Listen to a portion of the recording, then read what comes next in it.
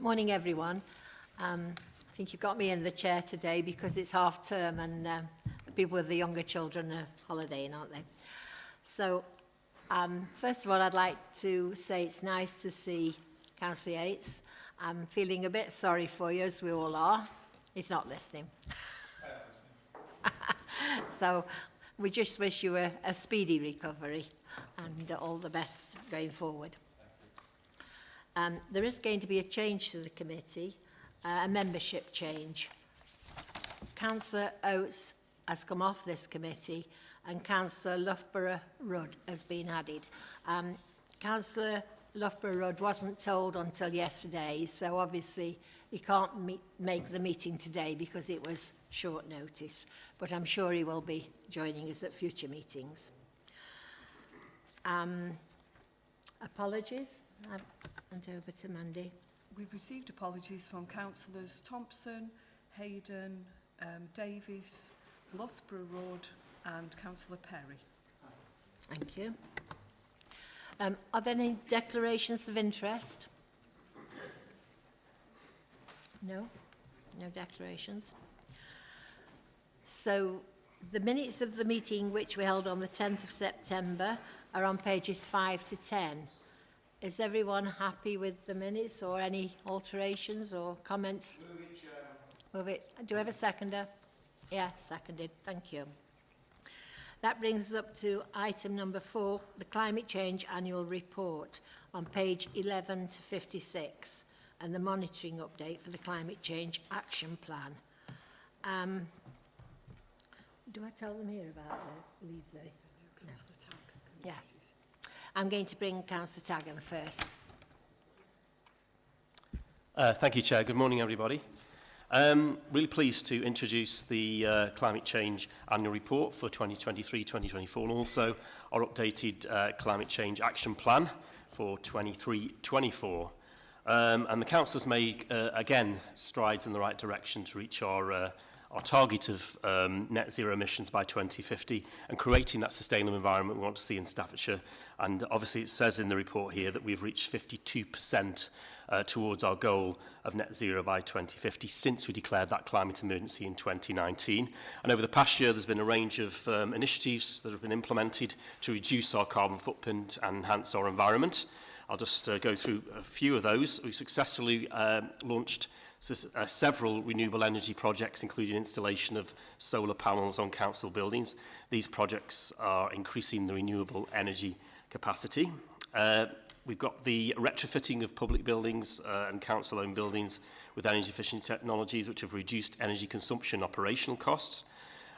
Investing in electric vehicle infrastructure and promotion of public transport options to reduce transport-related emissions and also recycling initiatives. We know that we've got some brilliant household waste recycling sites. We've now got a lot of schemes to reuse, recycle and reinvent some materials that have been brought to those. And you'll see in a lot of publicity about our zero waste scheme, which has been launched to get us to zero waste across our county. And also a lot of community engagement through our communications plans. You'll have seen the carbon bubble. There is an eco house that is going around the county, a roadshow to show people how they can be more efficient in their homes. And that helps us to get people involved. And we've also got our Climate Change Action Fund, which is now in its 4th year, which is helping local community groups. They can apply for funding for measures to help them to become more energy efficient and also to save the environment in their local area.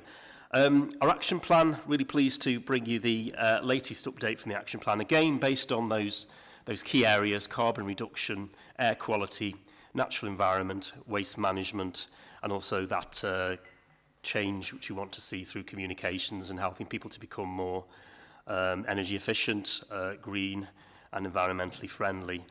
So on the carbon reduction side, we continue to train our staff through our carbon training and literacy training.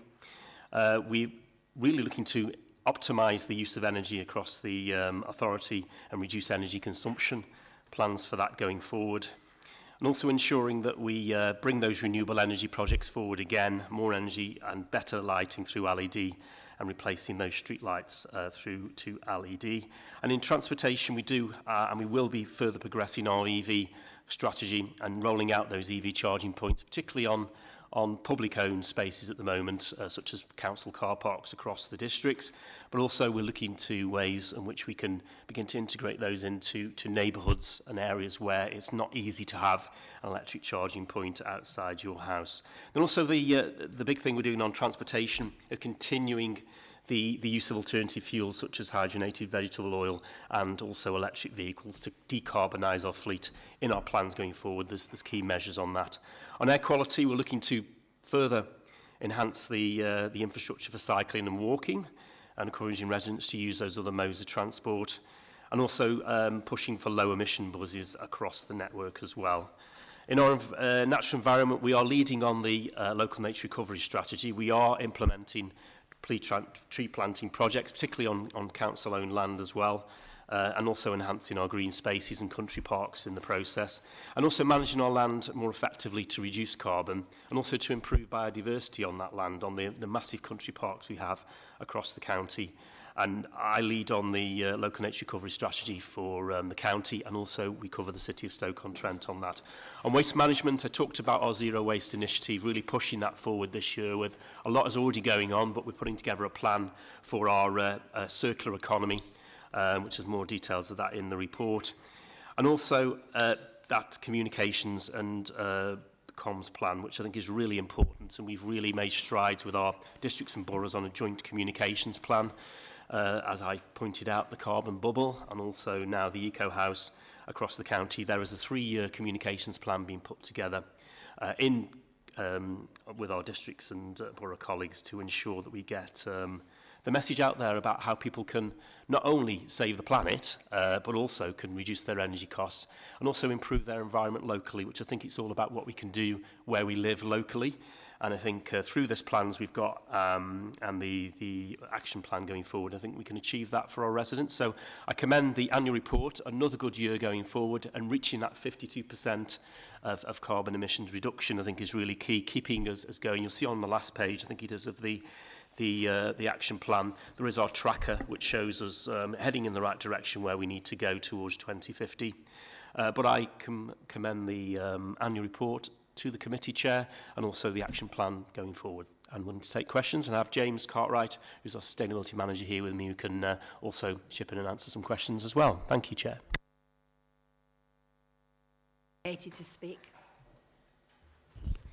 Thank you, Madam Chairman. I could go to town on this, Simon, as you full well know.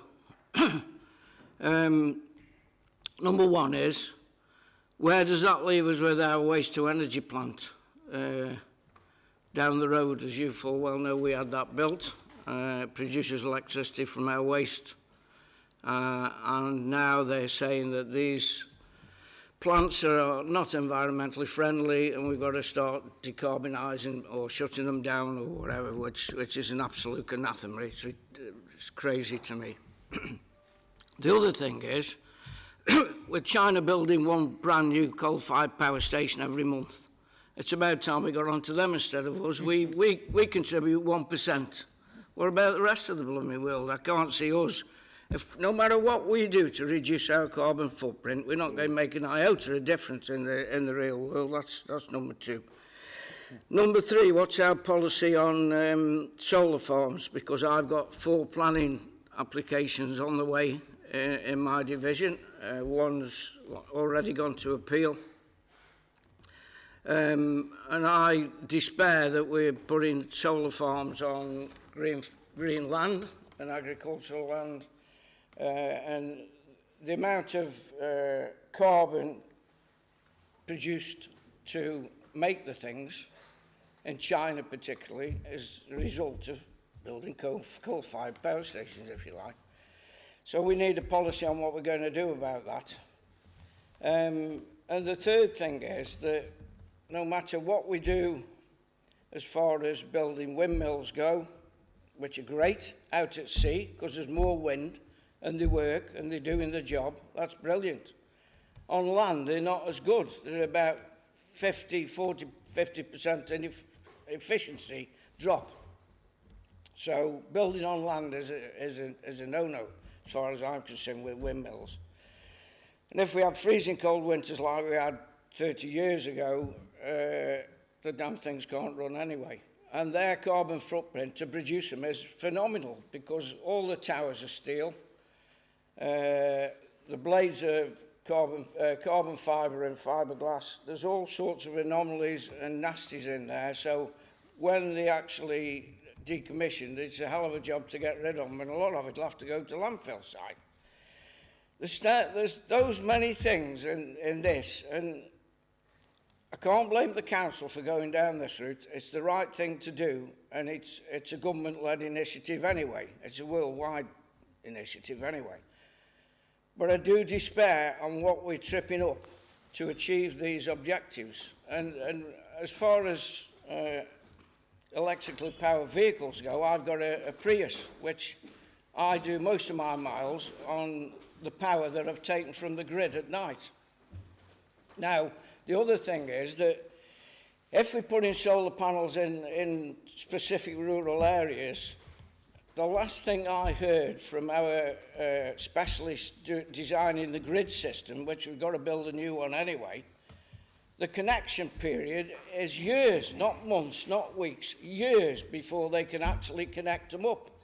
So the whole thing seems totally convoluted to me, and we're putting the cart before the horse. So all those questions that I've said, I'll leave it at that. But I could go to town on this, Simon, to be quite frank. Yep, thank you, Chair. Thank you, Councillor Francis, for those questions and comments. I think on the waste to energy plant, I think that's really still a key part of our the way we dispose of our waste going forward. I think what we don't want to do is send it to landfill, which would be the worst possible thing. And we've seen in some areas of the borough, I won't go on about it, Wallace Quarry up in the north of the county has seen how that can go disastrously wrong. I think what we need to do is take things out of the stream, recycle them, reuse them, and that's what we have a plan for through our circular economy plans. As to do with China, I can't influence what China are doing, but what I can do here is ensure that we have that plan, which is a sensible plan. I think we've seen a lot from the new government. I mean, Ed Miliband is really on the extreme side of tackling climate change. I think we need a more sensible approach that takes people forwards. I think the plan I've just outlined, Chair and John, is takes people along with us, and I think that's the best way to do it, and it's showing the dividends of getting to 52% already since 2019 on our carbon reductions. On the energy side, solar panels and wind, I think we need a mix of energy, don't we? Mixture of energy, and I think applications will come in for solar power. They'll all come now in for onshore wind farms because the government have changed the rules around that. I think we as a council have to look from our land. If there's any opportunities, I'm sure that it won't be my portfolio that brings them forward. It'd be a business case to do that. But I think on the wind side and on the solar side, I think we have a duty really to diversify the energy supply, and we are doing that, and we're doing that as a country. And I think it's really key that if we have them in Staffordshire, that we look at them very carefully, that they go in the right place. And of course, we as a county council, along with the districts and boroughs, are the planning authorities and the consultees around this. And it's really key that we ensure we get them in the right place and that we don't lose that key farming land as well. But also we make the best of some of the natural resources we have in the county, which is, on our hills and higher land, there's a possibility for wind farms. But again, case-by-case basis based on what's best for the not only the community living around them, but for our energy supplies in general. Thank you. Thanks, Simon. That's a good comprehensive lesson you've taught us, I think, in one way or another. But what about SMRs, because you never mentioned them? Small modular reactors, which is basically nuclear reactors from a submarine. They're the same thing that powers a submarine, and they can power 100,000 homes. Can one of those? Now, SMRs are small. The Rolls-Royce have got a design to go. I don't know what the government's playing at, why they haven't sanctioned it and got on with it. They're cheap to make, they're quick to build, they can be built in 2 or 3 years, depending on where the site is, and they're quick to connect up to the grid system, which can't cope at the minute with the amount of electricity that's going through the grid system at the minute. The power lines are not big enough to cope with it. 44 kV, 145 kV, 245 kV. It depends on where they are and what they're going to do. And a lot of these things will not be able to couple up to it. So, and I despair that we're going to ruin landscapes like, say, the moorlands by putting blinking windmills on top of them. The caveat to that is that a windmill produces about twice as much as an average solar farm does. So you can produce more energy from one windmill than you can from 100 solar farm panels. So that needs looking at. But I shall come back to you, Simon. What policy have we got to put solar farms in this county, and windmills and SMRs? Thanks. I think you make a good point on the modular nuclear reactors, and I know the previous government was looking to really get those up and running, and Rolls-Royce have got a brilliant, British company with a brilliant process for doing that. I think the new government has to really embrace that, and it's part of that energy mix, isn't it, John? I think locally for us here, we're going to be putting together a local energy plan with the providers, with our districts and borough corridors, with health and with education, all the energy users across the county, and also our cities, our residents as well, because they are using energy as well, to be able to ensure we have enough energy, particularly as we're bringing all of these electric vehicle charging points online as well. It's all coming through the same network, so you're quite right. So the Sustainability Board has already had a meeting. That's the Sustainability Board as a district and boroughs working together, which I chair, has already had the National Grid in for a discussion, and there's an officer working group with National Grid to begin to take that forward, which I think is really key. And I'd say again on the solar and wind, it's a case-by-case basis, isn't it? And of course, it's a planning application process. And mainly on those, if they're not on county council land, we are a consultee on that. So it's the districts and boroughs. But I know that districts and boroughs do have, a strong view on ensuring that these things go in the right place, and that they actually... We have a policy, I believe, which went through Cabinet, which is to promote energy efficiency, but part of that, and renewable and sustainable energy, but part of that is it goes in the right place, and we are a consultee where we come in on highways and other issues like that, rather than it's gone through Cabinet, John. Is that okay, Councillor Francis? Yeah. Councillor Cox, you wanted to speak?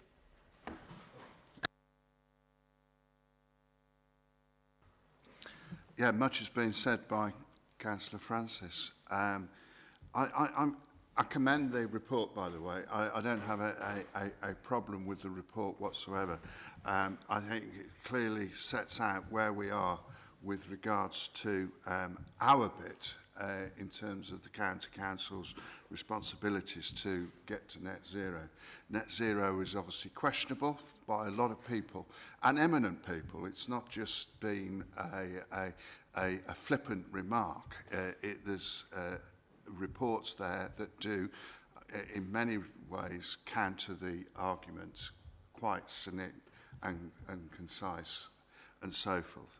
So we obviously have to get a balance to it, and obviously, yeah, our aims to achieve net zero. It has to be collective, for sure. We can't singly do it on our own. But I do share, especially with Councillor Francis, because we do share very rural communities, and the threat of the easy option, and I think that's the word I want to use, easy and cheap is the other word, to look at farmland and say, right, we're going in.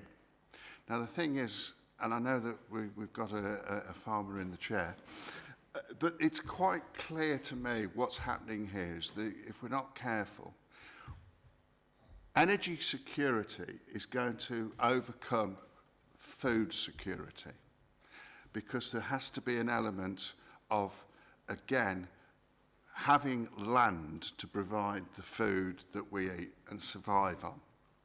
So, to achieve net zero, the easy option is being referred to constantly. And we saw that in Mallard's Pass in Lincolnshire. Lincolnshire County Council opposed it. It is what I would consider rich farmland, and here we have solar panels approved by the new government within a week or two. So what consideration was it to be behind that decision? It was a decision made to think that we've got to hit net zero. But there's a consequence, in my opinion, to the whole argument. And I'm not saying we shouldn't be achieving to do what we can, but it has to be, as I said earlier, collective. And if you look at recent reports, Italy alone have just banned solar panels being built on farmland. I think there's a lesson to be learned there, because they recognise how important food is in our production to feed us. Now, the other thing is what I would say. If we've got climate change, have we not already received and acknowledge the disasters that occur from climate change? I think we have. We recognise the early autumn storms are recognised because the temperature of the Caribbean Sea and so forth is at the greatest level that it's ever been at. But nobody's looking at dealing with and investing in what then in terms protects our existing infrastructure. We're all geared up for net zero, but actually the effects of climate change are firmly with us, but we're firmly ignoring, in my opinion, the results of climate change as early as they may be. We're seeing some terrible things. And I could refer back to farmers. And we have a difficult situation here. Again, we've had another harvest that has been reduced terribly. And that harvest has been down to the problems of wet and extreme rain. Now, we're not responsible as such for that, but haven't we got a moral responsibility to ensure that food is put on our tables, that we can do something properly in terms of investing in perhaps those areas where perhaps it's exacerbated by flooding and so forth, that we can at least reduce the impact that's occurring. And the other thing is, what do we get? And I have to say, I've got a couple of emails that are only just yesterday. Mud on the roads. Well, you know, if you live in the countryside, that's what you've got to get used to. And the thing is, what's more priority? Getting those spuds out of the fields as quickly as possible, some of them working 24 hours to beat the next rainfall. Well, there is going to be mud on the roads, but I'm grateful for mud on the roads if I've got a spud on my plate, and that's how I look at it.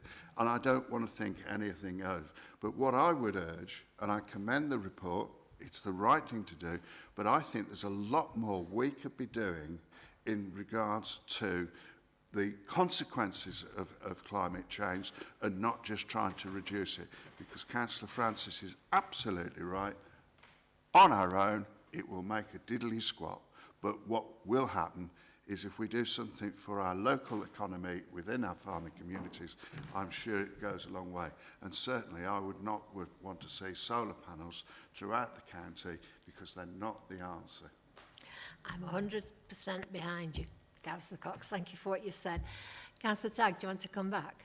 Yes, thank you. And thank you, Councillor Cox, for that. I think, as you said at the beginning, it's about getting that balance, isn't it?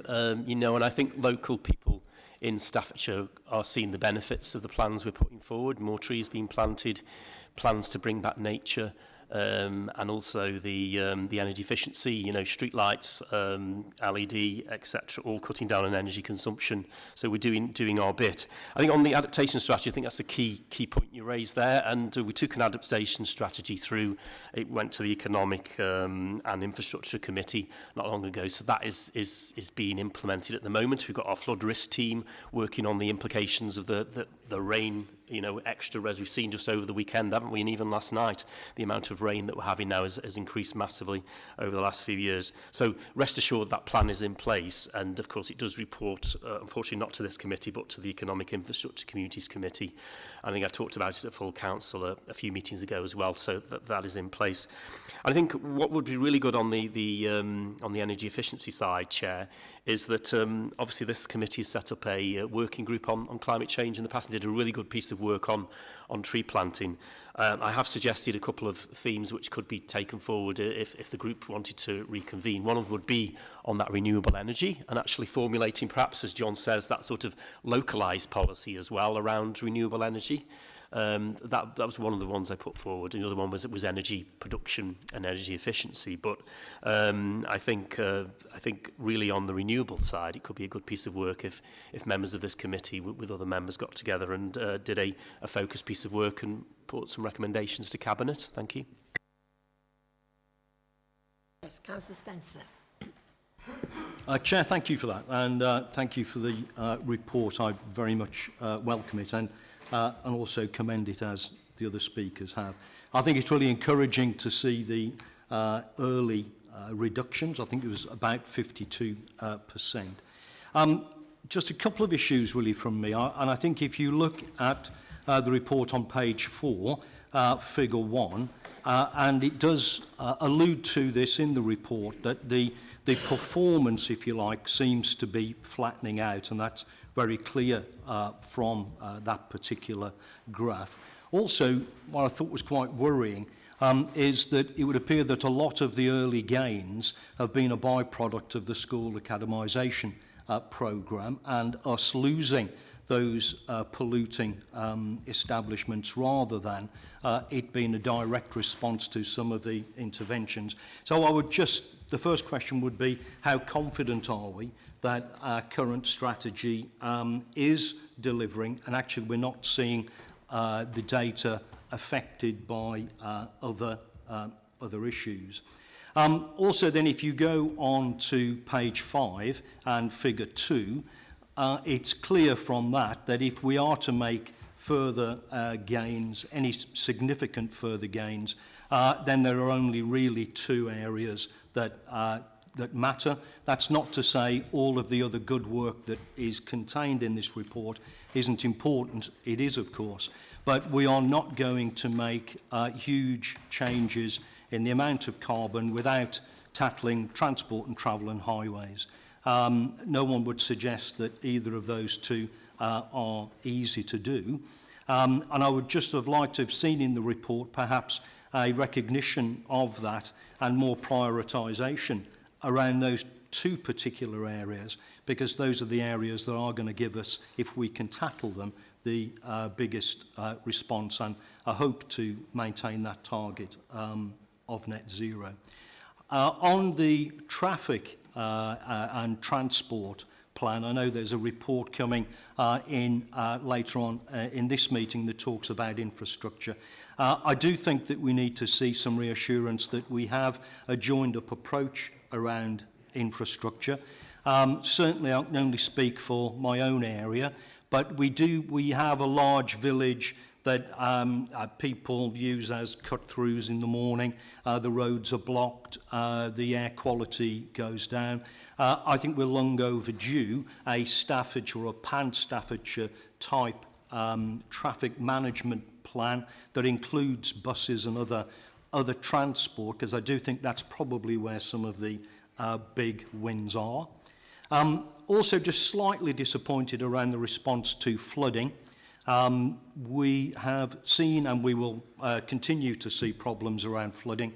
And when you see what some other local authorities are doing, particularly in rural areas like our own, about the increase in wetlands, putting bends back in streams and rivers and various other things, and the peer-reviewed evidence of that would tend to suggest that it has a significant impact. I just wonder where we are on that, if we could.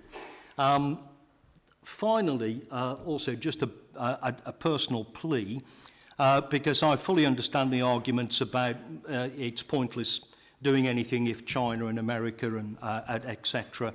Don't do something. But I do think we missed the point that we can make some really significant and important improvements in our own areas from very little money, just trying to coordinate some local action. I could talk about how we've improved air quality around 2 of our schools just by working with those schools.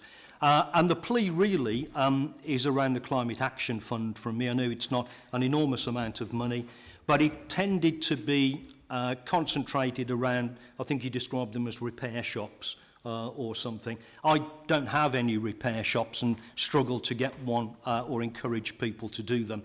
What I did have was some very promising local initiatives that I would have liked to have supported and I think would have made a big difference. But I really did struggle to get the use of that money. We seem to be over-reliant on this repair shop business. And I would just finish by, again, welcoming the report, but also let's not get lost in this. There's nothing that we can do or it doesn't make any difference. We can make a massive local difference if we work better. Thank you.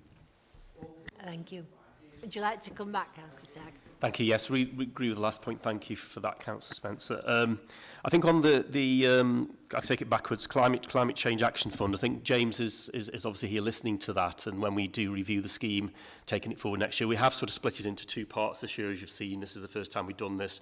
First part was the traditional sort of climate change adaptations and energy efficiency and all the other things, tree planting and community gardens. Second bit is sort of focused on, because we've launched the circular economy and the zero waste side, and try and focus on that. We'll see how that goes.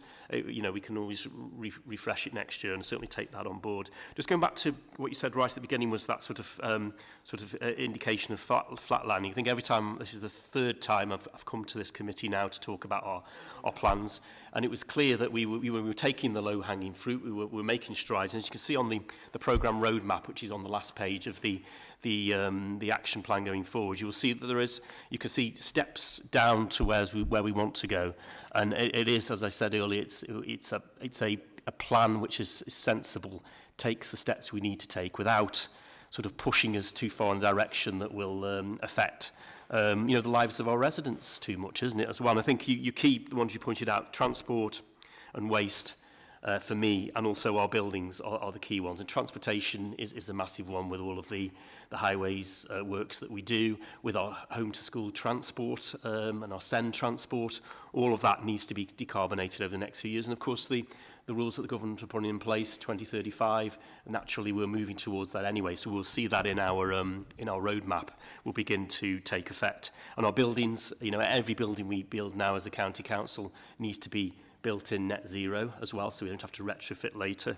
So these are the sort of things which all departments of the council and service areas are thinking about. And I would just say I'm really pleased really over the last year how we've moved forward on joining up this approach, as you talked about. I think across the sector, James is involved in an officer group which brings officers from across this county council together, all to work in the same direction and to take away learning and innovation back to their areas and bring forward plans to reduce carbon in their service areas. And that's beginning to take effect and will do as we move forward on our roadmap. Last one was the flood risk. We took a flood risk management strategy through the Economy and Efficiency Scrutiny Committee, which was a really good piece of work. I think if you are an area affected by flood, you know, Burton, Stafford, some areas up in Newcastle where there's a scheme currently being developed for Silverdale area in Newcastle, which I'm involved in, is that we do really respond to people as quickly as we can. And there is money available through government funding to help people that are affected by flooding when it happens, but it's that prevention, isn't it, what we're talking about? I think that adaptation strategy I talked about in response to Councillor Cox is really important. And our flood team are sort of working on the FAIR project, which is a early warning, advice, and then help once the flood has happened scheme, which we are leading on as part of a West Midlands consortium. So there are things going on and there are plans in place, and also there's a rapid reaction to flooding where it takes place in those key areas, such as I said, Burton and Stafford particularly, where we have points where there is flooding whenever there is significant rain. I think as we go forward, we need to do more of that, and the plans are putting in place through the adaptation strategy and the risk management strategy will help us to do that. React very early, deal with the issues as they're happening, and then put preventative measures in place in the long term. But of course, that requires money, and of course, we do get quite a bit of money off the flood through the flood levy, more than we actually put in, which is really good as a county council. But I think we need probably more money as to adapt to climate change. And of course, I think the new government have to react to that, and interesting to see what happens in the budget on Wednesday, tomorrow. Okay, Yes, thank you, Chair. Just the answers are really encouraging. Thank you. thank you. Councillor Worthington. Thank you, Madam Chair. Crikey, where'd you go from this? I think John's probably got it right, really. No matter what we do, we're a small island. When you think about the storms off Florida coming early this year, it's a massive problem globally, and we're doing our little bit, which is a very little bit, unfortunately. But I think as a consultee on planning, as obviously planning is district council, I've got the largest substation outside of London in Wetley Rocks. And every field around there has got applications in now for solar panels. I think we should have a policy really as a council that if it's arable farmland, there should not be any solar panels on arable farmland because we need food. If it's low quality farmland, which a lot of it is, class 3 apparently, I haven't got a problem because as long as it's screened, I always said to the residents, as long as you drive along around the road and you can't see them, shouldn't be a problem if it's going to help us to get towards net zero. But I think it's a very, very difficult target to get and to keep extending the date because it's so difficult. But I wish we could have a policy whereby we don't put any solar panels on arable farmland, and that's all I'd like to say. Have you got an answer for that one? Just something which obviously we can do our bit locally on that. We are a landowner, we do have county farms, and obviously that is under our control, but the massive farmland and applications that come in, as Councillor Worthington said, they go to the district councils on the policies that are available. And of course now, particularly on wind farm, I know we're talking about solar, but wind farm now has been made on a level playing field with other energy supplies as well, and energy applications. So it is becoming more difficult to resist them, but I think there are policies in place, particularly with wind farms, relating to the harm to the natural environment, etc., which we can fall back on and have been used over the years. I can remember up in Newcastle, we had the Mare Hills development, which was turned down for a series of wind farms across the hills of Mare Hills, which would have wrecked that. That was on good sound policy ground. I think it even survived an appeal as well, if I remember rightly. So there is tools that are in our box to be able to ensure that we don't get unwanted development in areas. But I think on that use of farmland, it's something which I think the government and a national policy needs to approach. We can have a local policy relating to our land, but then we can't affect other land that comes forward, particularly if we're not the planning body that actually decides on solar and wind farm applications. Thank you. Councillor Yates. Thank you. Thank you, Chair. Yes, I think you have to be a particular type of person to have the climate change portfolio because basically it falls into two stalls. Either what you're doing this for or you're not doing anything. You're not doing half enough. And I think we're seeing the 80-20 split on the what you're doing this for at this moment in time. I think, well, I know we have a collective responsibility as part of, you know, the fabric of the countries of the world, part of the United Nations, to make sure that we put all these wrongs right. We have a leadership role in this country, never mind this county. The county has a leadership role to actually drive the change and encourage the change and push the comms forward. The communications are so important that we get the message across about what is achievable and not resting on its laurels. I look back at pictures of Stoke-on-Trent in the 1950s, which for 6 months of the year were completely enveloped in smog. I hear stories of people dying of bronchitis in the 40s and 50s and suffering because of pollution. These technologies are clean technologies. Okay, there's dirty technologies in the manufacturing. We are a consumer-led society, whether that's big consumer as industry or little consumer as laptops and mobile phones. Nothing comes without its consequences. It's the life cycle and life story of those consequences which we've got to continually strive and get better. And reports like this and actions like this do that. We were the cradle of the Industrial Revolution, therefore we actually taught the world how to take that locked up carbon and put it back into the atmosphere without any consideration whatsoever of the consequences of doing that. We are now seeing the consequences of doing that. A thought which passed my mind a few years ago, and it was not the kind of thought which I wanted, is that we see all these so-called developing world, third world environmental issues and problems, and we say, oh, well, that's the third world and the developing world. It'd take a first world city to have a battering before we started taking it seriously. We've had a number of first world cities in Florida and the Carolinas and Georgia taking a battering. That's going to take some recovery.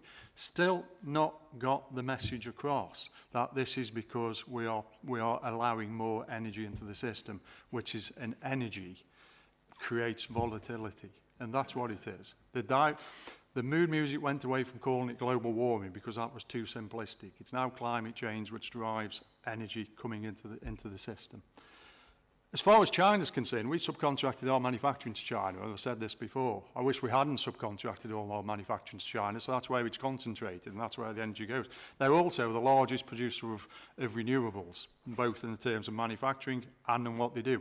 They've also got an individual per population in China, far less than the Western world and certainly far less than the UK.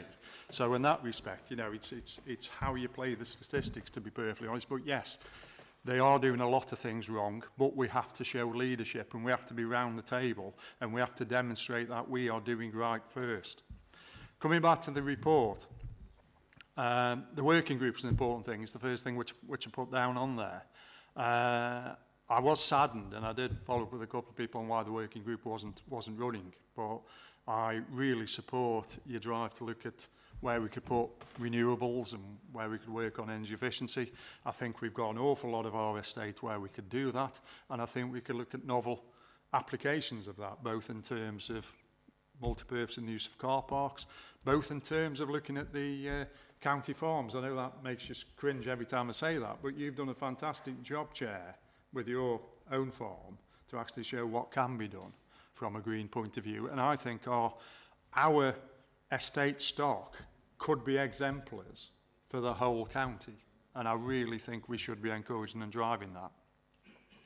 There wasn't, I searched working group, there wasn't any reference whatsoever in this report to last year's working group. You made reference that you'd started some tree planting. I would like to see, as a consequence of the work which was done and the efforts made to sort of look at the effects and what we need to do with tree planting, carbon sequestration, about what the forward plan is. I note the graph which Councillor Spencer mentioned, which is on page 4 of the report. It has got a dotted line at the bottom, which I remember was basically saying what we need to do to sequester to effectively achieve carbon zero. So we need to be planting those on steroids now to actually get the things in. Or wetland recreation, biodiversity gain and things like that. It doesn't just have to be trees. I mean, restoration of peat bogs would go a long way, and it would help the biodiversity as well. I'd like to see some work done on outside of Levi on providing EV charging for council employees to actually drive forward the change there. It's something which we've done in the Staffordshire Moorlands to augment Levi, and I think that sends out a clear signal that everything is ready for the transition. Pleased to say, Councillor Francis, that you've got a Prius, and it's amazing how many miles you can actually drive on a very small range. I've got a similar car which has got a 40-mile range, and 81% of my mileage is pure electricity. So it is quite amazing how many short journeys which we do. Which also leads another conversation to say, if we're doing all those short journeys, is an alternative way to do those short journeys? So perhaps concentrating on those efforts, how we reduce those short journeys. We've all got problems about congestion at school. That's a typical short journey. The fact that when you have a plug-in EV with such a short range, you realise how much of your life is spent doing a couple of miles here and a couple of miles there should really focus the mind about that's where sustainable transport should be focused. So again, that fits in with what the county to do. Emphasis on using whatever replaces the past UK government's decarbonisation fund. I'm sure there's more coming, and making sure that we do that and utilise that. And just to reference again to Councillor Francis, updated on 17th of October 2024 by the current government, advanced nuclear technologies have an important role to play in the transition to low carbon economy. The 10-point plan confirms the government's commitment. So there's a strong commitment there. But would you like one on the outskirts of Newcastle-under-Lyme? Would you like one on the outskirts of Stafford? Because one small nuclear reactor per 100,000 people, that's about the scale which we're looking at. You certainly don't like solar farms and wind turbines, but if you're a resident of Long Eaton, you're quite happy to have 12 large chimneys on your horizon, not looking, you know, with no murals on, not looking particularly interesting. So let's have a little bit of no NIMBYism, and let's actually say that we're all in this together. The other thing is that you're talking about don't put EVs on arable land. Perfect. Let's have a larger conversation about land use. Food security is absolutely critical. Perhaps, being a little bit contentious, we shouldn't put horses on arable land either. Or perhaps, where it is arable land, and we need to produce renewables close to, that is where we should put the odd one or two wind turbine, where you can carry on being arable with the land. And it's about getting that balance right. Councillor Worthington is absolutely right. You know, the majority of EV charging sites, solar charging sites, put in the right place, which is effectively domes on tops of hills. Once there's a hedgerow around them, you don't even know they're there. You know, and we should be utilising verges on motorways and things for these things. We should be utilising verges on motorways for a lot of things, biodiversity as well. You know, there's an awful lot we can do. And again, a comment which was made by Councillor Spencer, I think I got down here, increased emphasis on adaptation. Even if we had net zero for the world today, we would still have global warming increasing for the next 10, 20 years because of the time lag. We've got to put as efforts into adaptation strategy, which means improve, you know, we've done a sterling, everything is related to climate change. We've done a sterling job this year on getting the roads repaired and getting everything better. We've really brought that up. I commend you for that. What we've got to do is do the same kind of job on improving the drainage and where the water goes and how that is controlled. Otherwise, we'll be doing that exactly the same again with exactly that investment to put those potholes back and have a lot of consequences in the meantime.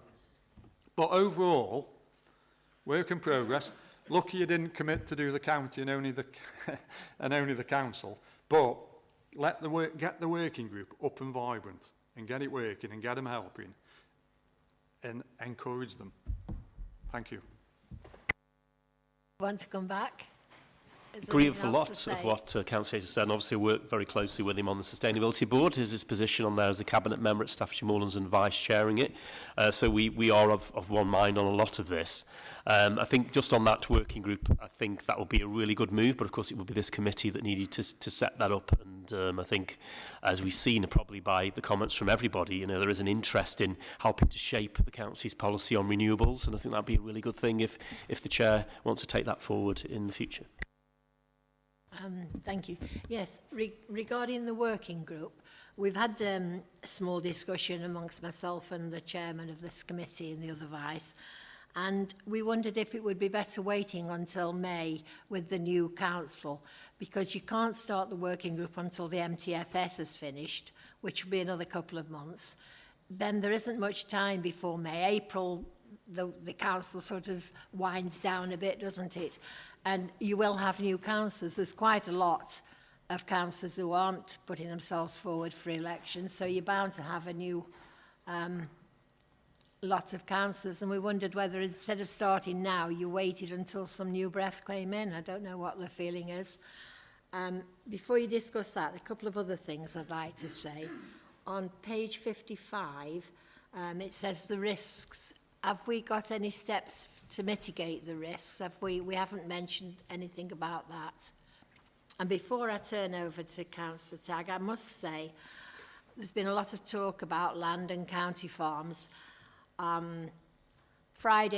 This last Friday gone, we had a farm to set for the county. 33 applicants applied for that 72-acre arable farm, and we whittled it down to 4 who we interviewed on Friday.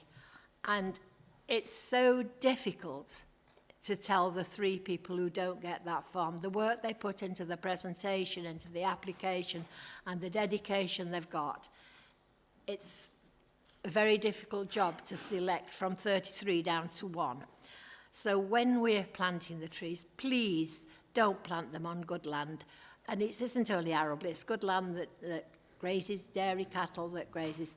Where I come from, there's lots of moorlands where trees could go. They grow up on the top of the roaches, on the moors and the heather. It's not as easy to plant the trees up there, is it? But the trees would grow and they wouldn't detract from the future feeding of the country. So just a plea.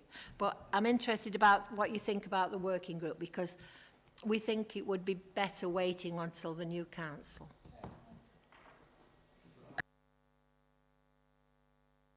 Did I miss you before? Yeah, sorry. I don't think we've got time to wait. The May elections are another 6 months away. I think we need to start. The working group needs to be set up now, and we carry it forward with whoever comes back. We've got no time to wait another 6 months. Well, that is a suggestion. What do the other members feel? You agree? Yeah? You set it up now? Yeah. Jill, I tend to agree with you, really, because there's a lot of new people coming in. They mightn't have the same... I just think, why start something now which might not be continued by the new... We might not be in control. Chair, it doesn't matter who's here in May. We start it now and we continue it forever. It doesn't stop in May just because we may have new councillors. We don't know who's going to be here in May. We start it now and we continue it forever. We don't stop and start just because we've had new elections. Am I right in thinking, I'll just check with Mandy, that we have to wait till the MTFS finish there?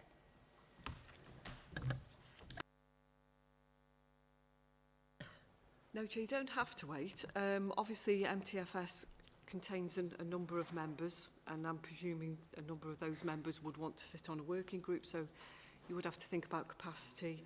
There's also officer capacity, but no, you don't have to wait.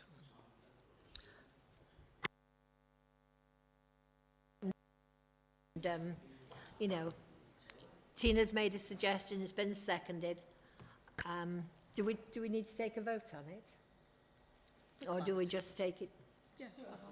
Just do a hand vote, yes. What's the fit? Councillor Francis, you wanted to speak? Just briefly, Chairman, I tend to agree with what you're talking about, but the cabinet member's got his hands on this, and he knows exactly what he's doing, so he will carry it forward to the next council, irrelevant of what we say in this committee. We're just giving him a guiding line to some of this stuff, so he has to think about it. So, to be quite frank, I think you're quite right. So do we need to set it up as from today and invite people who want to sit on it to come along?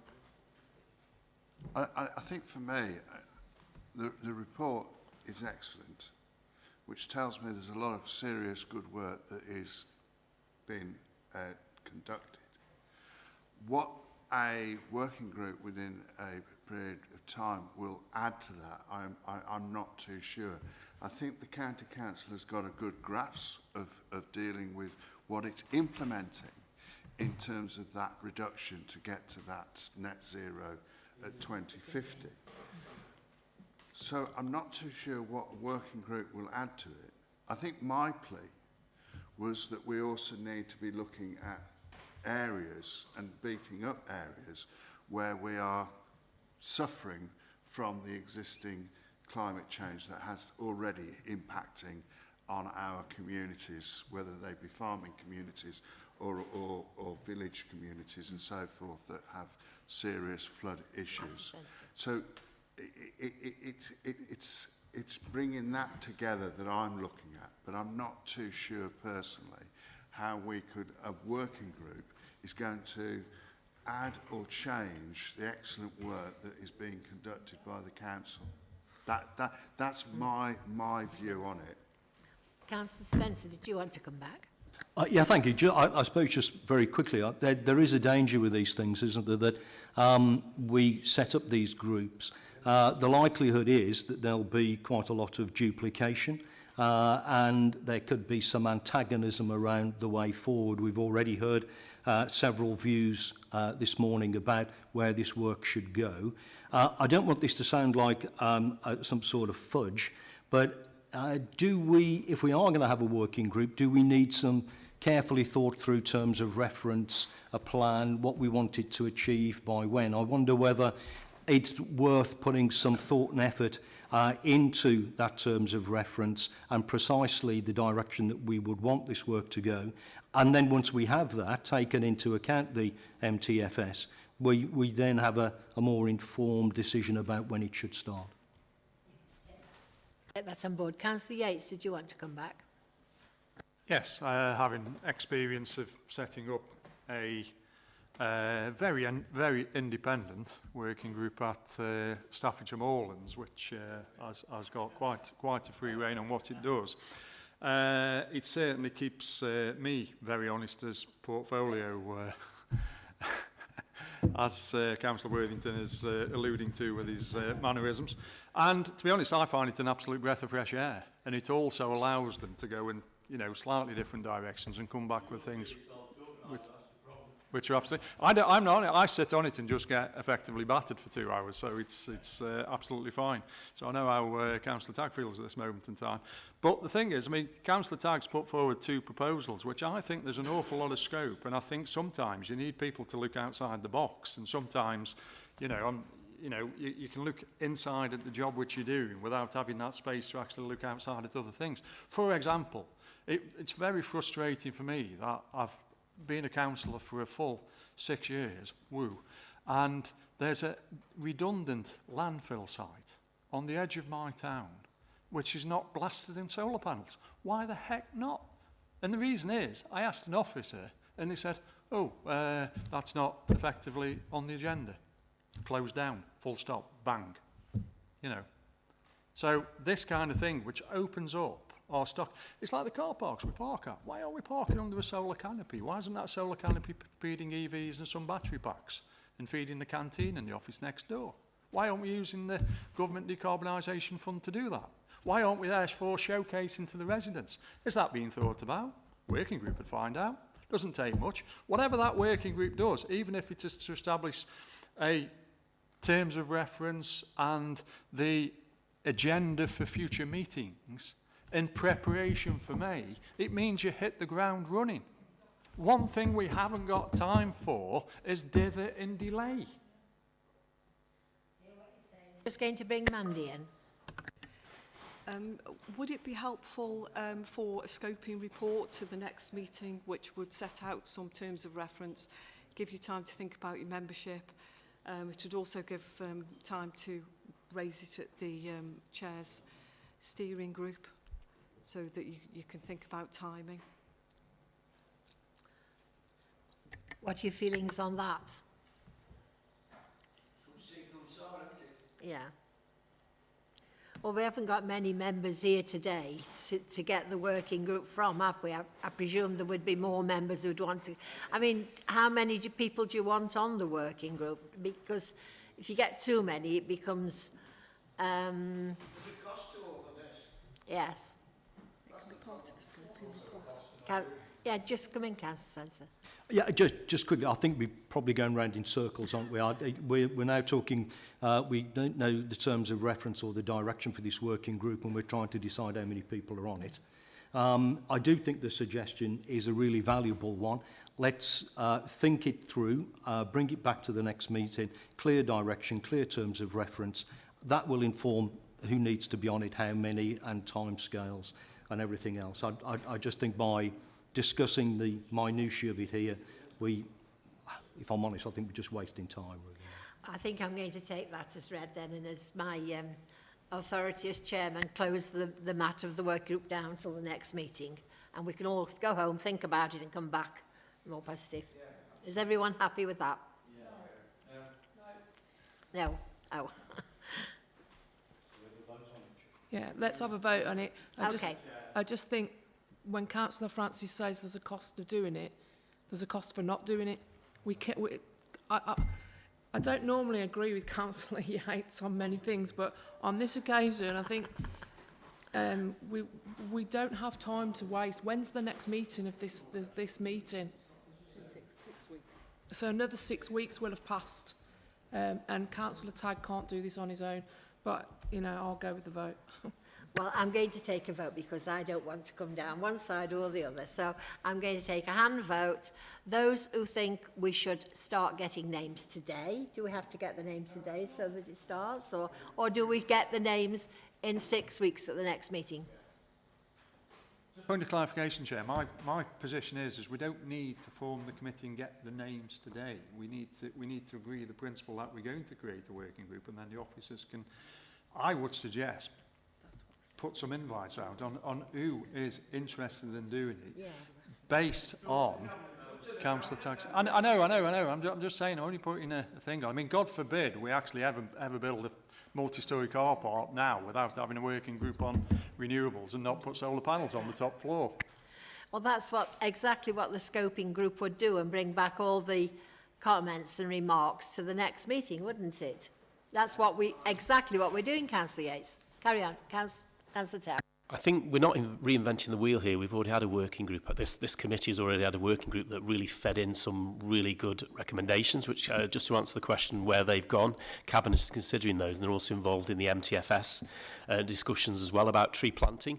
I think really, if this committee wants to set up a working group, I think take it away, chair, vice chair, sort it out. I mean, James is sitting next to me. We'll scope out a work programme based on renewable energy and energy efficiency, which I think is the direction you want to go in, and then ask for members to go on it, set it up, and I think if you wait till probably your next meeting is in January, I believe, well, then the argument for having it then is expires, doesn't it, because we're already in election year. But we can do some valid work before Christmas on this, I think. If I think through you, Chair, and Chair and Vice Chair, obviously Chair's not here, is to just set the damn thing up and ask for membership and get on with it. That would be my view.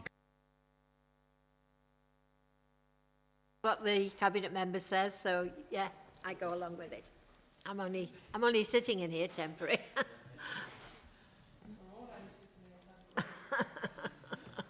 So is that going to go in the minutes then, as we're setting it up, and we're going to get some scoping from...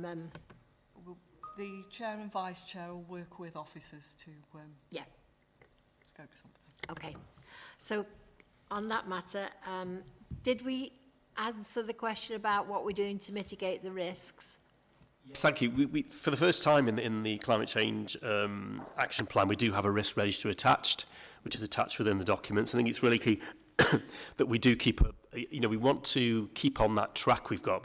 Members have referred to the, and I referred to it as well. I've lost it for the moment, but the plan to reduce, and the graph which is on the back of the action plan, the roadmap, is to keep the pace on this, which I think is what we need to do. And if you look at the risk register, you'll see that there are risks identified. There are mitigations in place which mean that all the risks go down to amber. But I think the risk of not, just in the discussion we just had, the risk of not doing anything is more than the risk of getting really into this and getting this programme up and running and getting the action plan and getting it implemented. And of course, this takes us to the final year of this action plan period.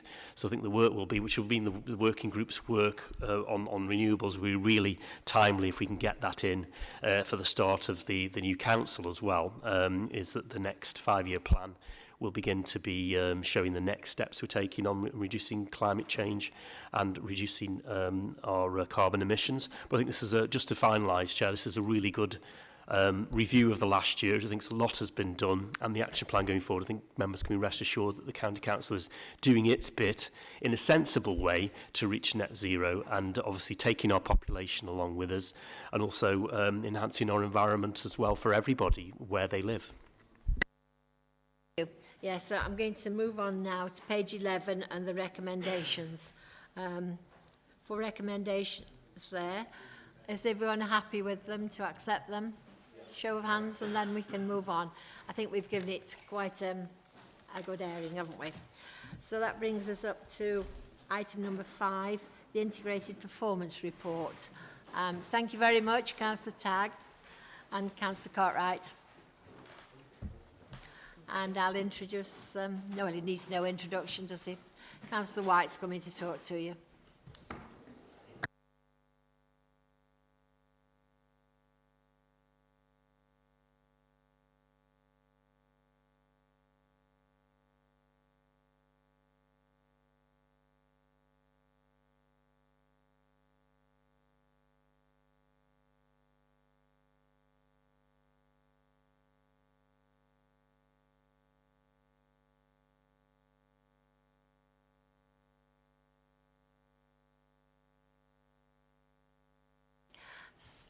Can I hand it over to Councillor White?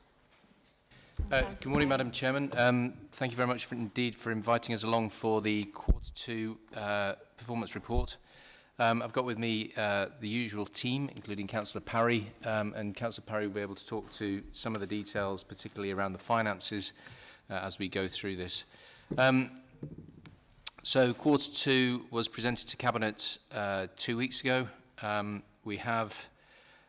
We're able to report an underspend in this period of, let me just get to it, 2.781 million.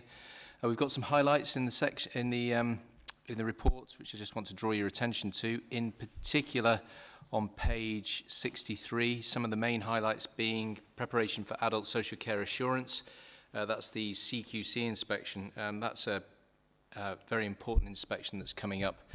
Homeschool transport implementation. There's some successes to report there. We are Staffordshire. The presence at the UK Reef in May, in particular, was extremely well received, and I was delighted to have district and borough colleagues along to present, and the city of Stoke-on-Trent, to present Staffordshire and Stoke-on-Trent and its constituents as a unified package. Highways operational delivery and transformation. Good progress there. I think you'll see across the board an improvement in the quality of the repairs and the number of repairs. Of course, we wait to see what winter brings. There's been quite a bit of rain lately, but hopefully, fingers crossed, it won't be too wet. And then community strategy as set out. There are some challenges though, particularly around children's services improvement. A lot of work has gone into children's services improvement. I've been involved in the Children's Improvement Board in detail over the past 6 months or so since the inspection. And it's witnessing the system coming together as a whole, which I'm really pleased to see. That's been one of the areas where we needed to see some improvement. That is the area where, I think Councillor Parry will talk to it in detail, where we do have some significant financial pressures. We do in adults as well. There are some pressures coming down the line, but we continue to work hard to reduce those and plan for the future. And then finally, waste management is a pressure at the moment with the work ongoing to review the Council's waste management infrastructure, which is now due to be completed by September, so a little bit of slippage there. This is the second time we presented the new format to you. I hope you can see it as a more readable form. It illustrates the fact that we are not hiding any details from committee or indeed the members of the public. Where there are issues to be resolved, we intend to deal with those robustly. It's unfortunate the nature of the red, amber, green traffic light system that sometimes something is indicated as red and is actually improving pretty significantly, and sometimes something's indicated as green and is actually, we've got to keep our eye on it because it may well be going into amber or red in due course. So, but that's, I'm afraid to say, part of the feature of these sort of presentations. I'm going to hand over now to Councillor Parry, who can talk to some of the financial details. There's quite a lot to go through, so if you can just be patient. It won't be nearly as long as the climate change agenda, I wouldn't have thought, Madam Chairman. And Lindsay Bissell is here to assist, as is John Tradewell. Councillor Parry. Thank you. Good morning, Chair. Good morning, everyone. We're reporting at Q2 an underspend of 2.7 million, and that's due to utilisation of the social care grant, which we hadn't implemented, if you like. We hadn't included in the, or hadn't apportioned in the budget until Q2. So that does actually smooth out some of the, what would have been projected overspends in the areas of, particularly in children's, and similarly in adults. So that's, if you like, smoothed that overspend out.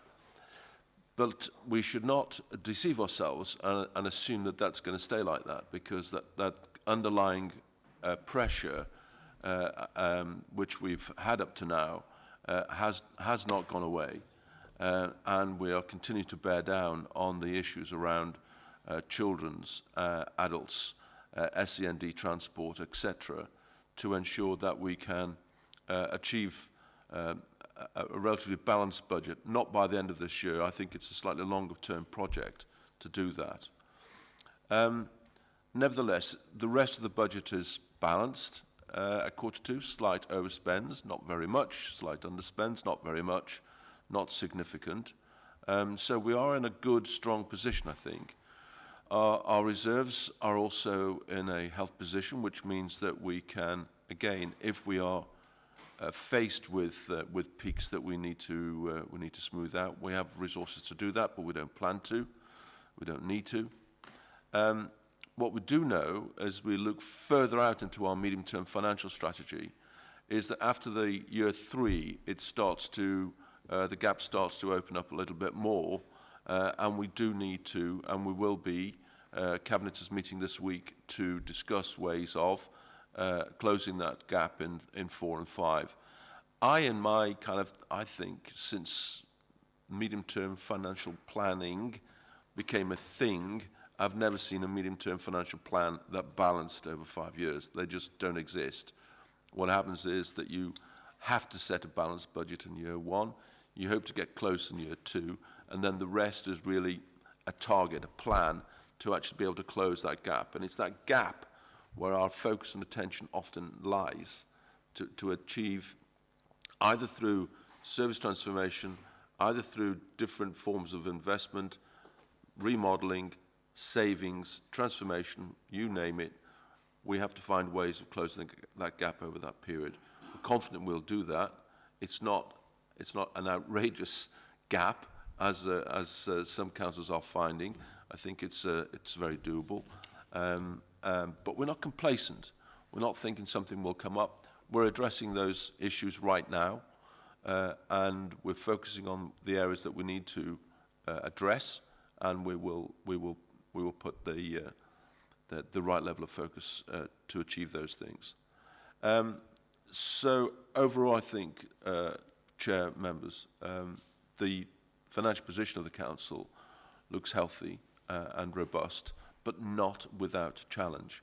And I'm guessing the other thing that will be of interest to members, and we did discuss it briefly last time, was about the SEND spend, which is currently in excess of 30 million overspent, and is likely to be, by the end of next year, financial year, over 50 million, and could rise to, north of 100 million if it's not mitigated. What we mean by mitigation is that we are addressing some of those overspends by trying to work as fast as we can, and we've got to right giddy up on this right now to make sure that we can at least ameliorate some of those pressures within the SEND area.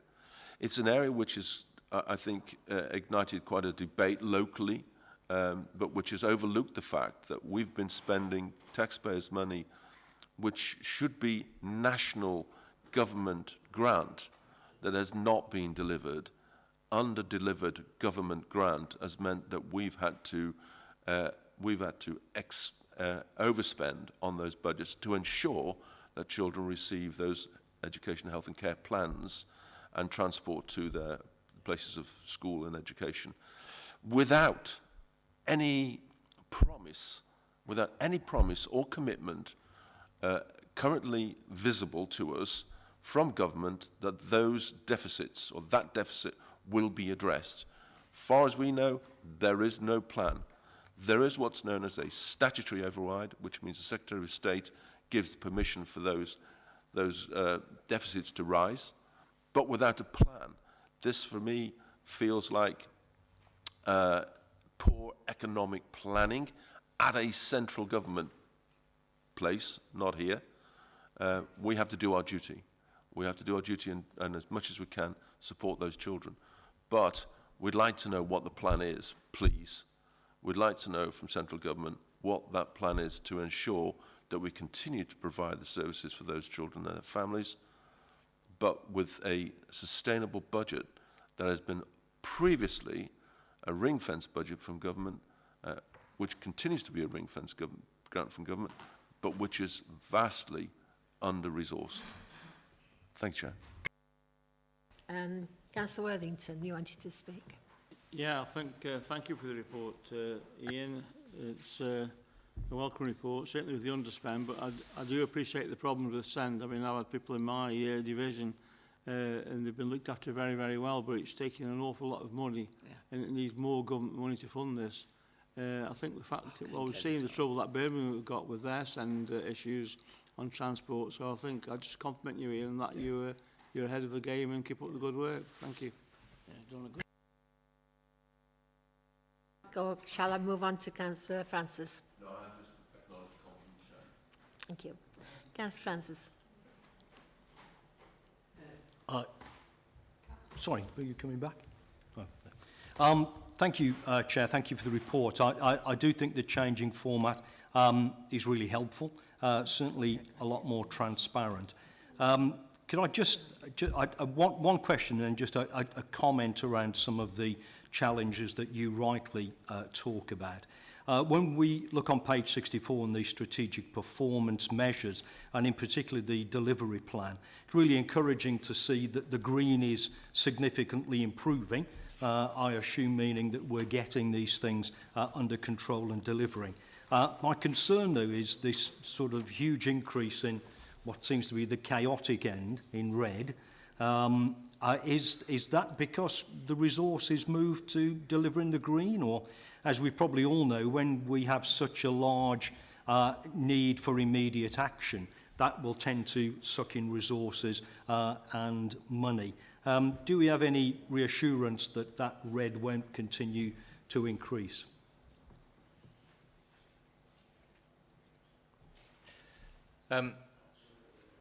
It's what sits underneath the causes of things being red is the issue. I think there are... it isn't the case that those areas that are performing well, i.e. the green areas, have received additional resources, which seems to be the essence of your question, at the expense of those areas that are currently red. So, for example, in children's services, we put in an additional, I'm thinking it was around £8.7 million, Mr. Tradewell, yeah, a few years ago, in order to address those areas of concern which were driving some of the performance issues. Again, with SEND improvement, we funded an additional 10 educational psychologists, additional SEND key workers, in order to address the gap in performance that we have here. The issue is that there's some of the projections in the medium term, in previous medium-term financial strategies for the control we would get over the number of children in care, for example. I'll just stick with that one because I'll stick with that theme. Those projections haven't come to fruition.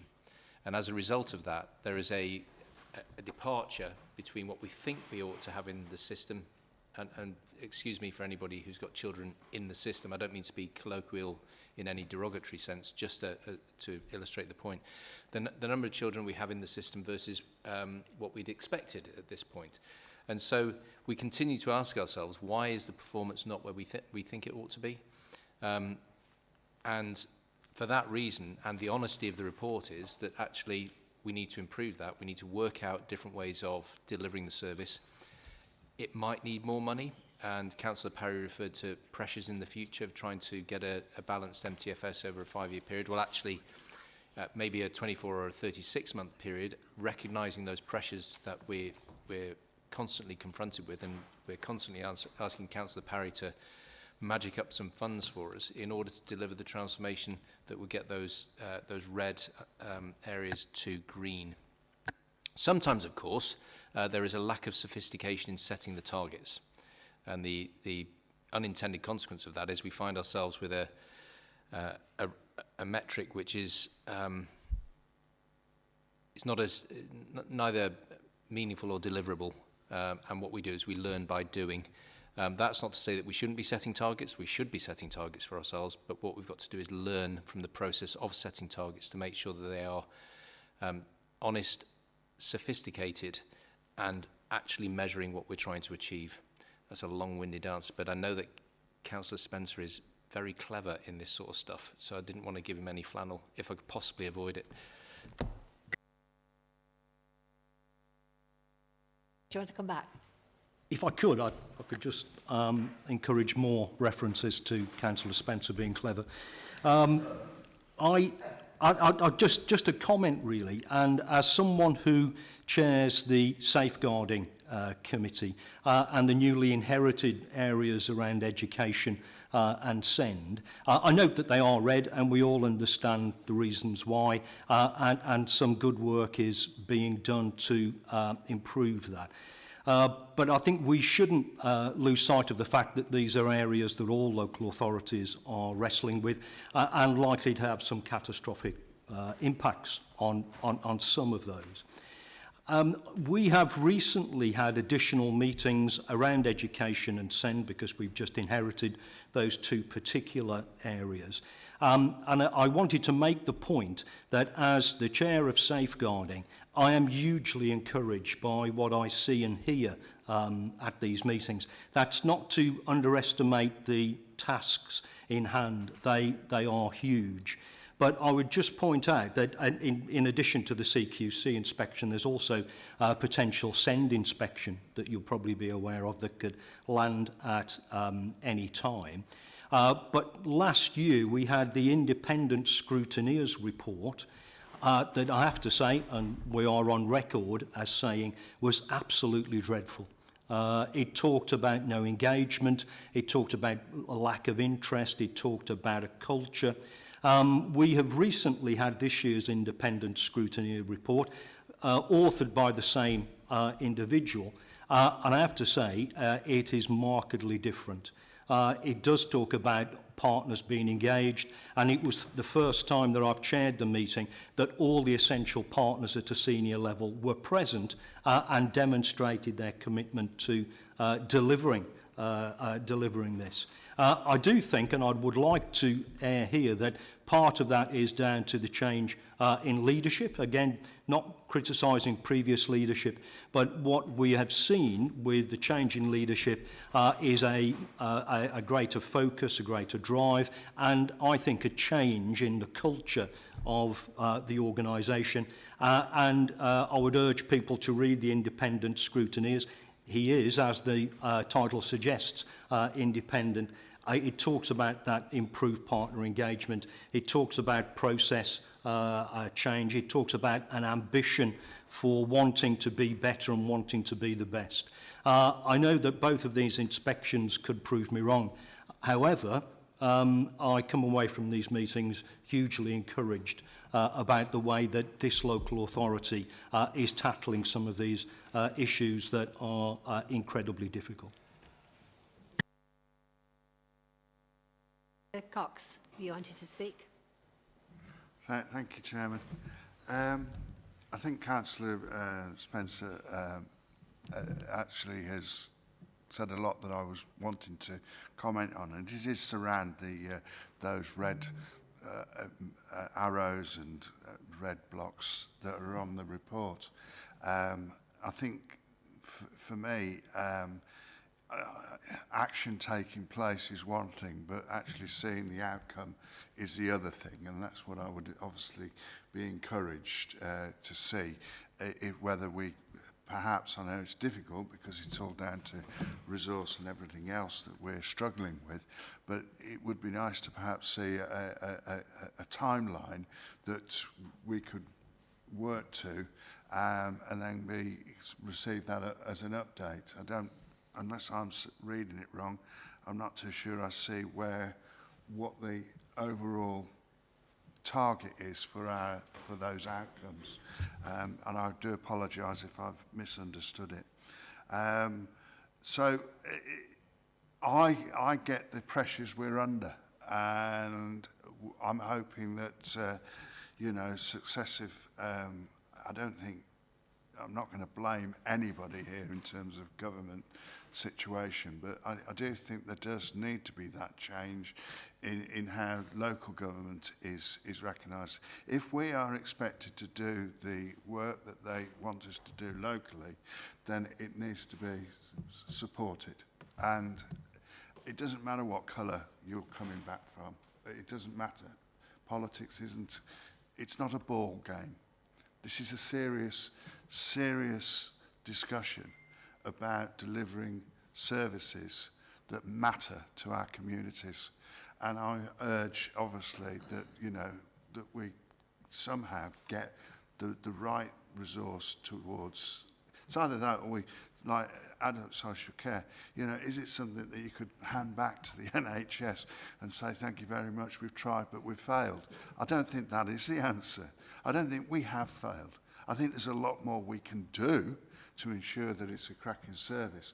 But what I would like to see is that acknowledgement that comes from central government. Councillor White. On the main point that Councillor Cox correctly makes, the delivery plan is being worked on tomorrow.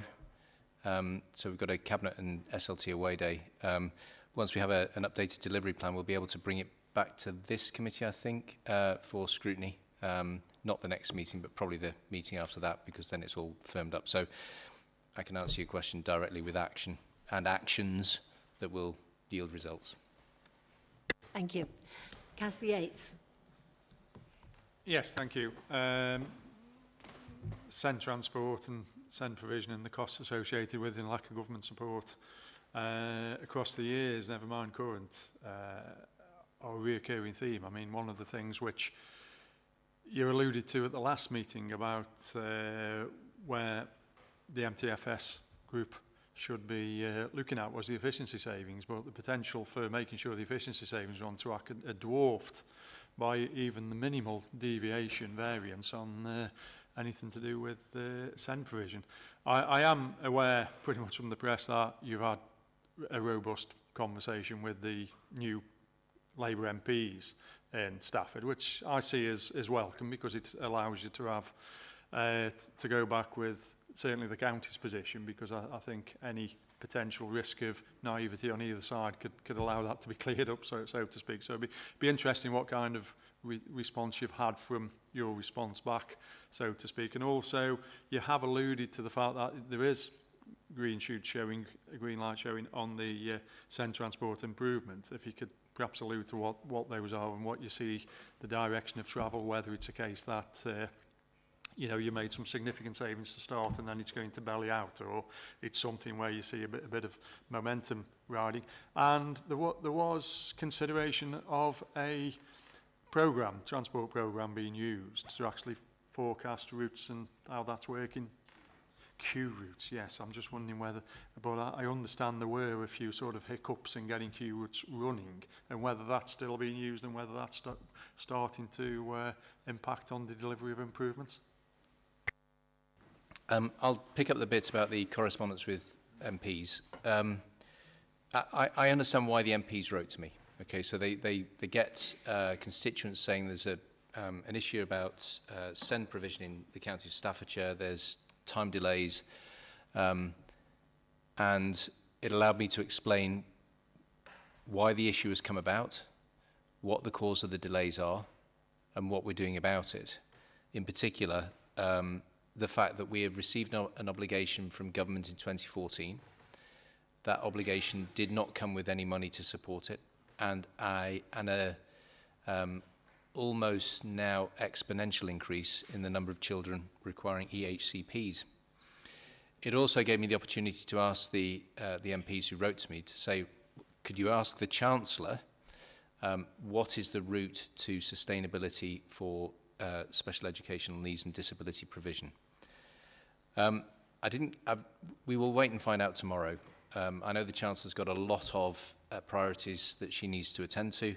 I do hope that one of them is going to be send provision. I have received a letter from the Minister for Local Government about the issue, as have all leaders of councils across England, up-tier local authority that is, about the covering of the costs of SEND.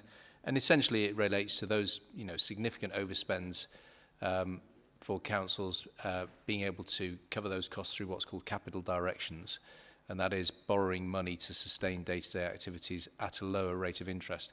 That isn't a long-term fix at all, so there will need to be a long-term fix. I'm sure the Secretary of State for Education will be looking at this, because councils of all political persuasions are all asking the same questions about that. So we'll see tomorrow, and what I'll just turn to Councillor Parry just to pick up the SEND transport issues. He'll be able to answer the rest of the questions, I hope. I'm not sure where we are with the unless Q routes is on. Yeah. And that may well be contributed to the fact that we are seeing some improvements in terms of efficiency, but the overall trend is still growing, still north, it's still overspending. So there's still some way to go, but we are starting to see some improvement in terms of that mitigation. Thank you. Has everyone asked what they want to ask? Turn to the recommendation on page 57. Move the rec. Do we have a seconder? Yeah. Oh, you wanted to speak? I did ask you earlier on, and you didn't come in. No, I did say Councillor Francis, and you didn't come in. So sorry, apologies. You sat. Good. Thank you, Madam Chairman. What I'd like to say is I think this is a good report, and the question of SEN transport has always been a bugbear in this county. It's always been a bugbear financially, and I think Ian's got a good grasp on this. Yes. One of the things that gets me is that our school has grown exponentially, as Alan alluded to earlier on. We've gone from 42 kids to 175. Now, we're trying to make provision for that. We've got requests coming in for children to come to the school. There's a pile that high, and the head's going through them now because we had a governor's report last week, and it's grown massively. And we could take another 50 children overnight, basically, and if the Education Department says we've got to take them, we've got to take them. Simple as that. What I'm getting at with this is that our provision, it's no good putting balls in the air. You cannot forecast the future. Nobody can forecast the future. What you've got to try and do is mitigate it, as Ian alluded to. Now, if we mitigate the future, because I was told by a senior officer, well, the head was told by a senior officer a few weeks ago that the population of Staffordshire isn't growing. I said, well, the population of Stafford is growing because we're building another 2,000 houses in the next few years. We've already built 7,000 houses. So that's where a lot of the children are coming from, and the army camp, I might add. Can you tell me what is Staffordshire Enhanced District Inclusion Support Model? Because I don't know what it is. Nobody's told me what it is. But during Q2, workers continued to implement the Enhanced Access Plan, due review, EAPDR, to the SEDIS model to help reduce. I mean, you know, I need to know what you're talking about here. It's never come to me as a chair of governors of a school, and I don't know what the heck's going on. So can we please have some transparency on this? Madam Chairman, if that's okay, yeah. So the acronyms that you're referring to are, for example, SEDIS is a recognised form of delivery of a service. So it's about not reinventing the wheel, really. And the Enhanced Assess Plan Do Review is a management mechanism. So I apologise, because I really don't like acronyms myself. I apologise for so many unexplained acronyms appearing in the report, and I'll undertake to get you further details that sit behind that. Because whilst we use shorthand ourselves, and you, John, you'll have used shorthand in your engineering life as well, because you're talking to people who understand what you're talking about, so therefore you use this shorthand in order to get to the point quicker. But I need to remember, and we should remember, that when we're presenting reports like this, those sort of acronyms and shorthand are just not helpful, and we will get a expansion and further explanation of what sits behind it. That, Back quickly. no. Can you tell me then what the proposed outcomes are, and have we achieved any outcomes in Q1?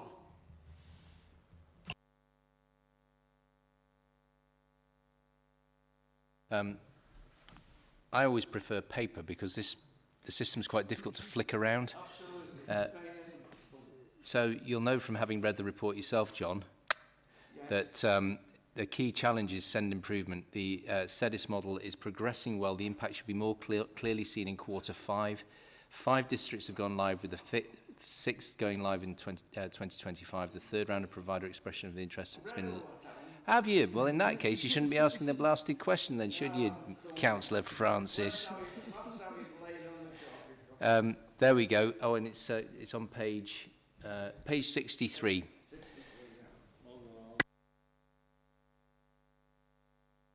Thank you. Is that okay now, Councillor Francis? You don't want to come back again? Oh, Councillor Spencer wants just a quick one, Councillor Spencer. Just very quickly, I think this model is one that attempts to try to provide that early intervention prior to an ECHP. Part of the feedback that certainly my committee has been given is just how useful that is. It is an attempt to try to keep young people in mainstream schools where they live because of friendships and various other bits and pieces. I think it's an incredibly valuable asset for us to have. I don't think it's unique to Staffordshire, but it is one of the things that Staffordshire, I'm told, does very well. Can I just correct myself, please, Madam Chairman? The sharp-eared either side of me said that I'd referred to Q5. There's no such thing as Q5. I just said it to try and throw Councillor Francis off the track. I think I achieved it, actually, to be honest. Oh, well, on that remark, I intend moving back to the recommendation on page 57. Is everybody happy with the recommendation? It has been moved and seconded, I think. I understand. Okay, thank you very much. So we will move on. Yes, everybody's happy if we move on to item number 6. 7. Work programme. No, 6. I'm missing one out. Thank you, Councillor Parry. I see you're leaving, so thank you. So, right, report of Councillor White, you again. Thank you, Madam Chairman. I shall briefly introduce this and then give a note of word of caution from something that was published in the Municipal Journal yesterday. You'll see that the Leaders Board has made significant progress over the past 12 months, and this is our opportunity just to report that to Scrutiny. You are the scrutiny body for the entire Leaders Board agenda. The priorities we agreed were climate change, economic development across the county, a single front door for Staffordshire residents who need to contact their councils, addressing health inequalities across Staffordshire, and a joint approach to waste and sustainability, and finally, devolution and a county deal. We submitted a letter to the new Deputy Prime Minister, Angela Rayner, stating our expression of interest for a devolution deal. There's a lot we can do without having to have a formal devolution deal. But let me be very, very clear at this point that this is not a unitarisation agenda by any stretch of the imagination at all. And I'm particularly concerned that there is some rumblings going on in parts of the county where people are making mischief about this being a unitarisation by the back door. It is not. It's an endeavour to work together to try and bring economic growth and benefit and wealth and opportunity to the county of Staffordshire and the city of Stoke-on-Trent. Collectively, we can act better together.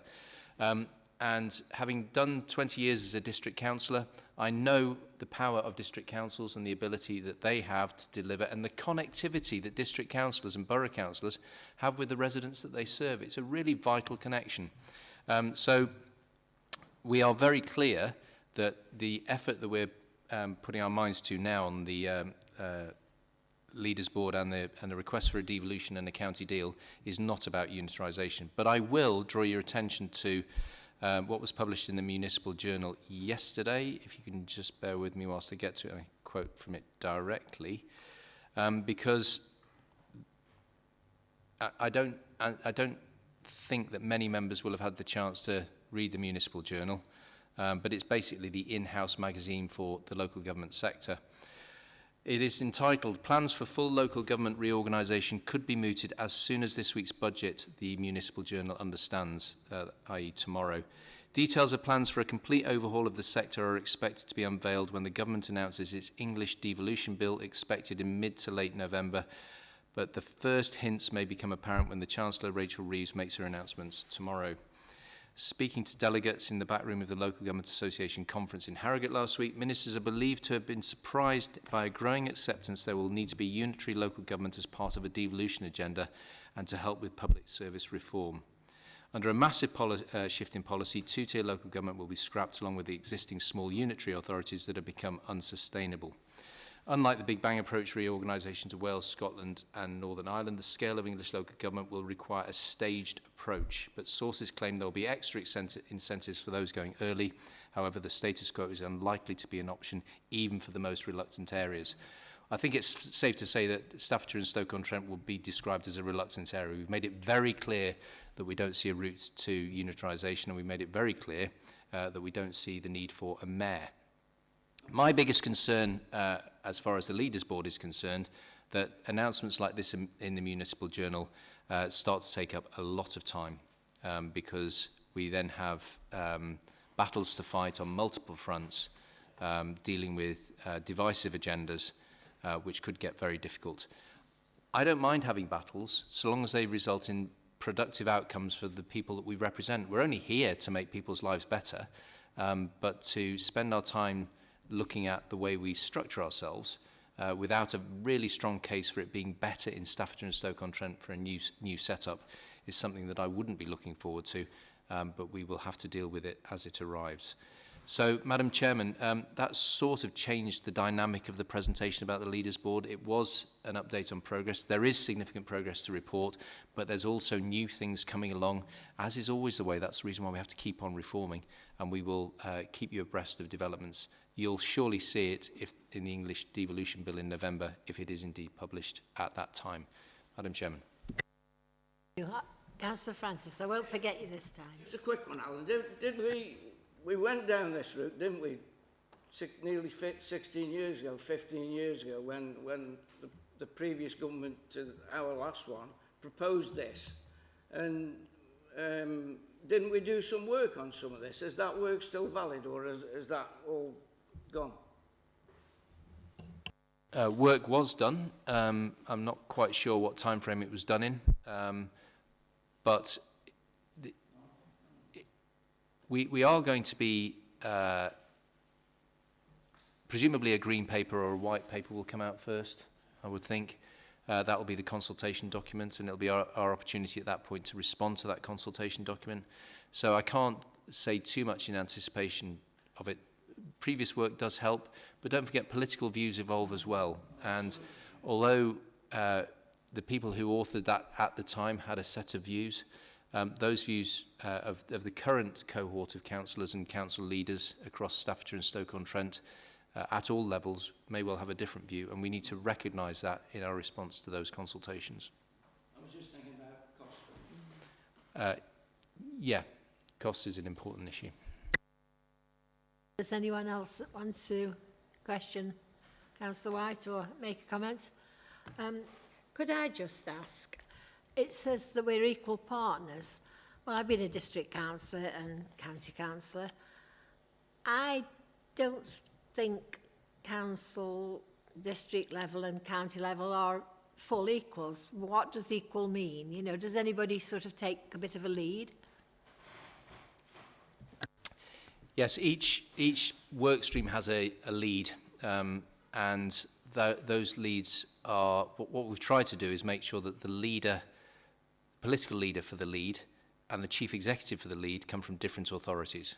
For example, asylum dispersal is, the chief executive lead is Andy O'Brien from East Staffs, and can you remember who the one is, the political lead? Is it the leader of Stafford? Yeah, and is the leader of Stafford is the political lead. So we have a situation where it's pretty evenly, well, it's not pretty, the districts and the boroughs lead more by definition because there's more of them, but the things that the issues that are reserved to upper tier local authorities, we tend to have the city and the county leading on those. So, for example, transport infrastructure is a matter between the Stoke and the county, but other areas, as set out in the report, are led by districts and boroughs. Government has indicated that there might be a weighted voting mechanism required, and I'm not into that at all. I think it's one member, one vote. I think is the appropriate way to do this. And if we ought to be building consensus rather than the requirement for votes. So if I can't build consensus, then it's not necessarily a great idea for the entire county of Staffordshire. So I hope that answers your question in a long-winded way, but yeah, I think so. So everybody is, everybody has their say and is listened to. That's what I'm getting at. Yeah, you don't, not because you're the county council leader, they sit and listen to you. They all have their own equal share. That's very, very much not the case. If you turn up to a leaders board meeting and you're a leader, the expectation is you're going to do some talking because you've got to, there'll be a subject that you are leading on, and it's, I tend to say, right, over to leader of the Moorlands, it's your subject, and I'm very, very rigorous in making sure that we draw out comment from all people, all representatives from all districts and boroughs around the county and the city. Councillor Cox, I think you wanted to comment. I just wanted to pick up on what was said there, and I'm very grateful for the leader's response, because I think it, for me, it gives reassurance to where we are. I'm very mindful, however, that persuasions can kick in that may say that we're not as unified as maybe we appear to be. And I would worry about that, and I'm hoping that all the member districts and boroughs remain united on this front, because otherwise it will ultimately weaken our arguments for sure. I think there is absolutely strength as we are to get that message across, but it would worry me that the power of persuasion makes our case weaker if other authorities within our grouping take a different route, because that will add a massive complication, and I'm not so sure how we'd go around that. So I'm just urging a unified approach and maintain that approach. Yes, thank you for that. So if everyone's happy now, if we move to the recommendation on page 111. Well, there are 3, aren't there? Are you all happy with them? Approved and seconded? Yep. Okay, have you got that? Thank you both very much. Thank you, Lindsay. Thank you, Councillor White. And that moves us on to the last one, the work programme. Thank you, Chair. Your next scheduled meeting is the 17th of December. However, you do have an informal briefing session on cyber security update on the 21st of November. If there's anything you want to raise to be added to your work programme. Anybody got any burning issues they want to raise?